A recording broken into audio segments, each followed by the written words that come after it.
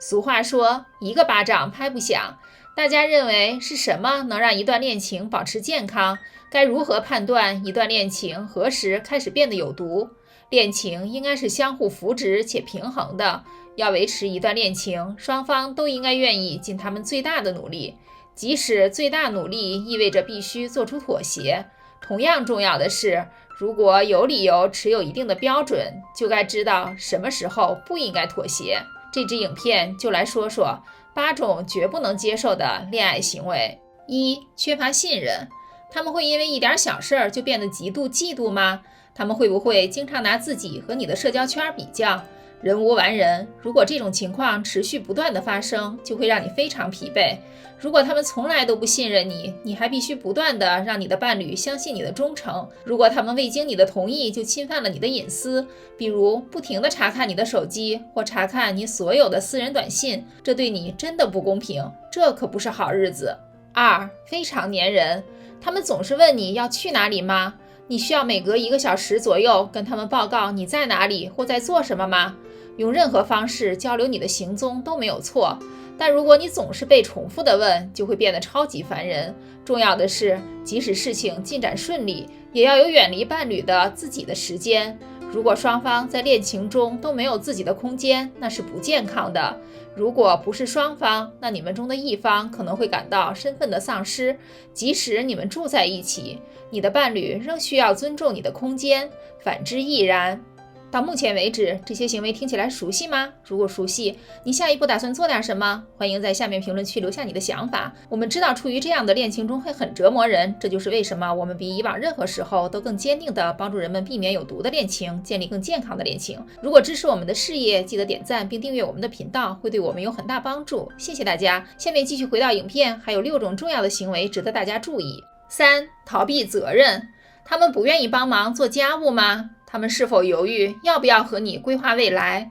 恋情就是给予和索取，如果你一直在忙，而他们没有，这可能是个问题。他们希望你为他们做一切，而不考虑你的需要。他们不愿承认自己的错误，而且在危机时刻，他们很快就会采取防御机制。他们不给你任何支持，甚至不给你一个可以依靠的肩膀。他们会保持距离，避开你和状况。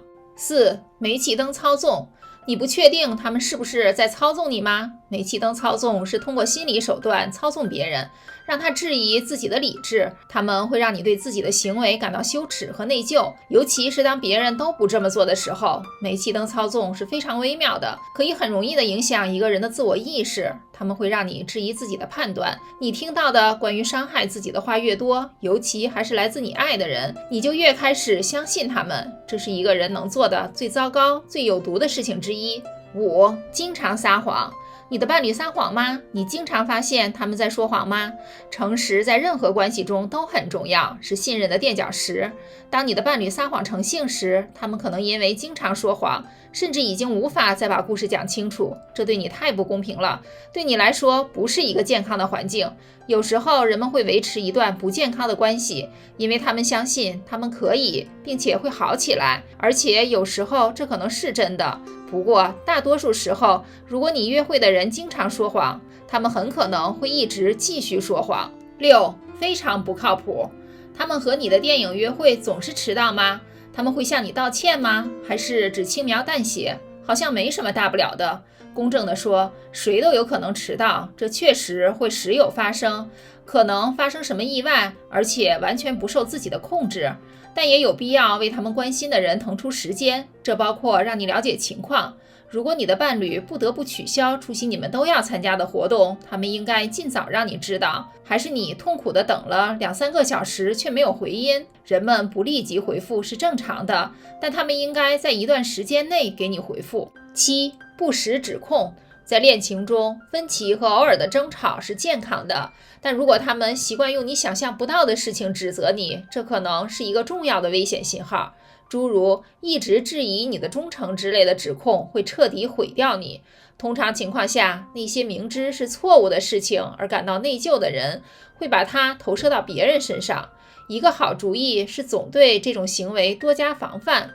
最重要的是要记住，你需要保持真实的自己，即使他们试图用煤气灯控制你，让你相信他们版本的真相。8. 欺骗。如果你被欺骗了，那不是你的错。记住，如果你的伴侣欺骗了你，那是他们的问题，不是你的问题。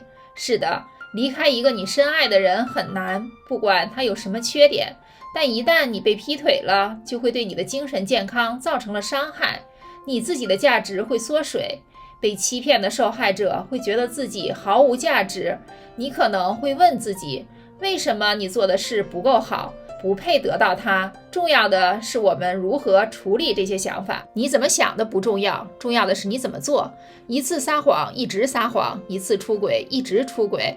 如果你和你的伴侣在一起感到安全和舒适，那么重要的是要开放并交流你们的想法和感受。相信一个诚实的人是大有裨益的，那个对的人能让你开怀大笑，用健康的方式挑战你。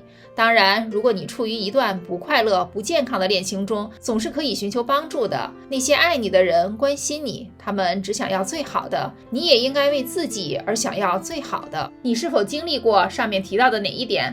是否刚刚意识到一些问题？欢迎在下面评论区留下您的经验、反馈或建议。如果觉得这支影片很有帮助，一定要点赞并分享给更多小伙伴。参考文献在资讯栏。感谢收看，小伙伴们多多保重，下支影片不见不散。